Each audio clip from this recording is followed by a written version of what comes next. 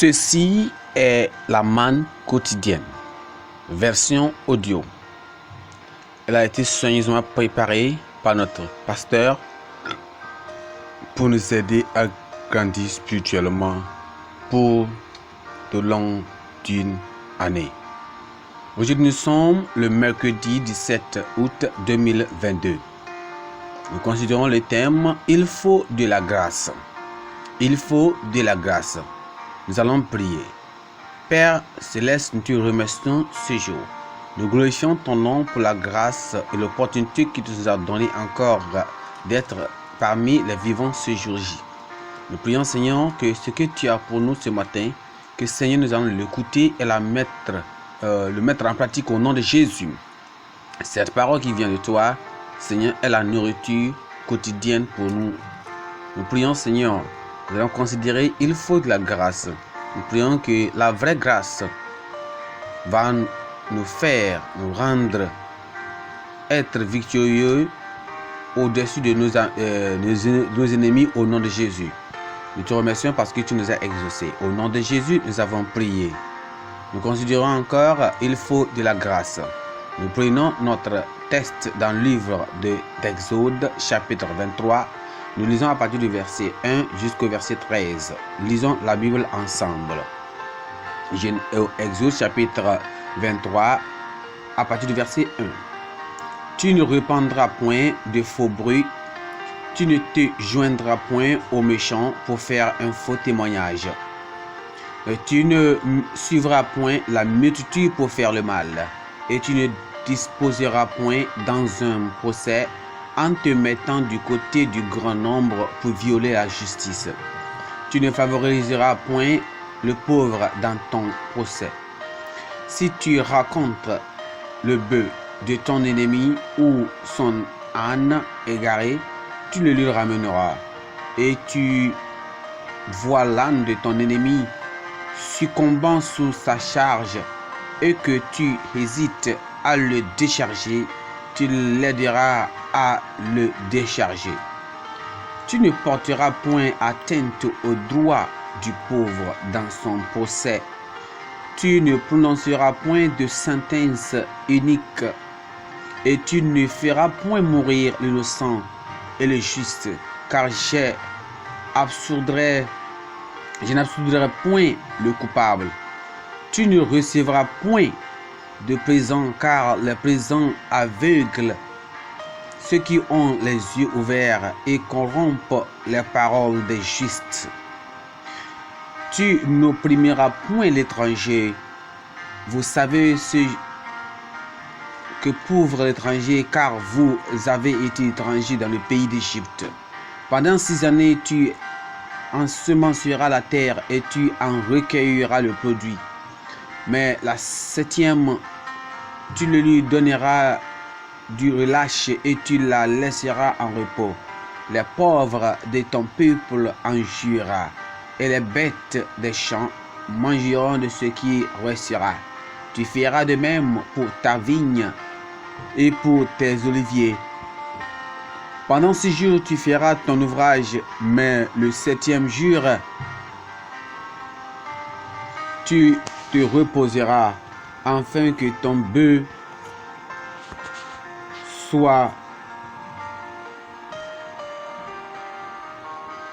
afin que tes bœufs et ton âne aient du repos, afin que le fils de ton esclave et l'étranger aient du relâche. Vous observerez tout ce que je vous ai dit, et vous ne prononcerez point le mal d'autres dieux, qu'on ne l'entende point sortir de votre bouche.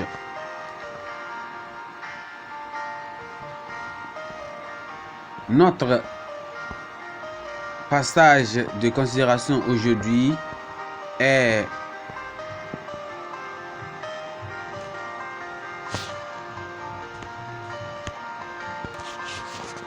il faut de la grâce. Notre verset clé se trouve dans le verset 4 qui dit: si tu racontes le bœuf de ton ennemi ou son âne égaré, tu le lui ramèneras. Nous voyons que dire que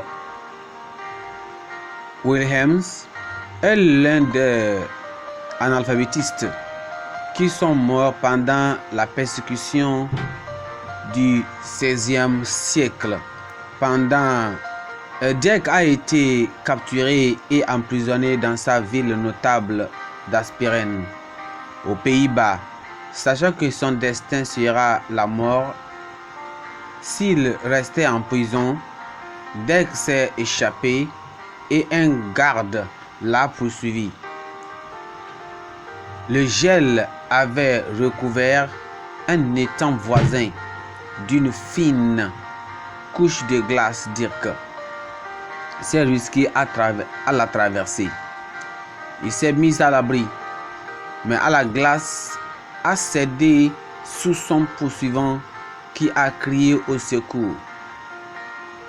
Dirk, croyant aux Écritures selon lesquelles un homme doit aider ses ennemis, il fit immédiatement demi-tour et le sortit de l'eau glacée, avant d'être arrêté par le même garde, condamné et brûlé vif le 16 mai 1569. De même, le passage à l'étude présente un catalogue d'actions qui s'inscrivent dans la nouvelle vie et les justes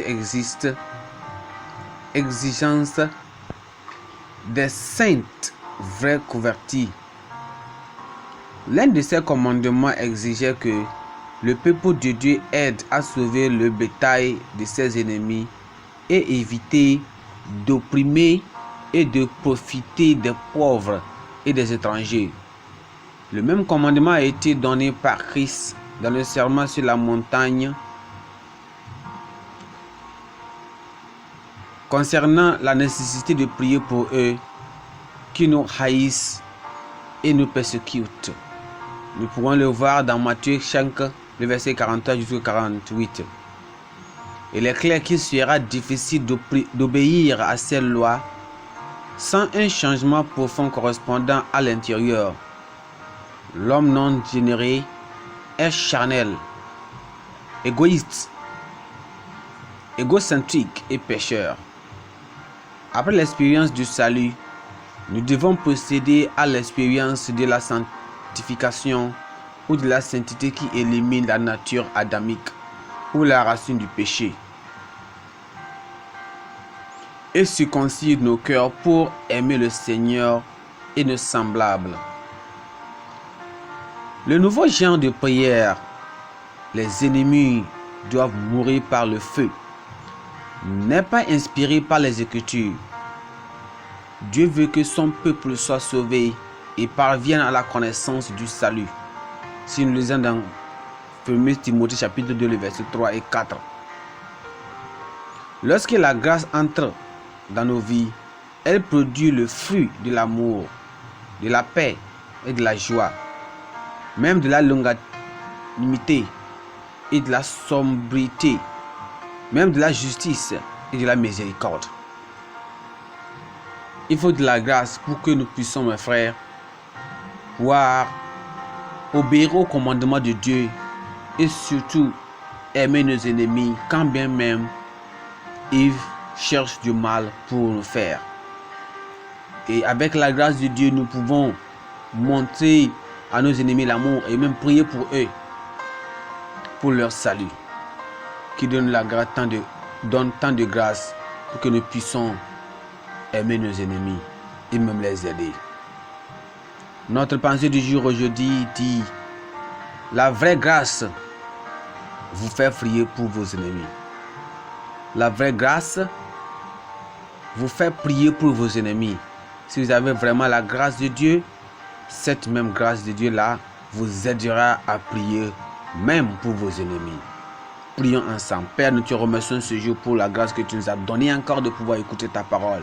Aujourd'hui, tu nous exiges à chercher ta face et pouvoir prier pour nos ennemis et même aider nos ennemis, à donner à manger à nos ennemis, à tous, que nous pouvons faire comme Dirk Wilhelms a fait. Donne la grâce vraiment à le faire. Merci parce que tu nous as exaucés. Au nom de Jésus, nous avons prié. Notre lecture biblique est prise dans le livre de Job, chapitre 21 jusqu'au chapitre 25. Merci, que Dieu vous bénisse et une bonne journée.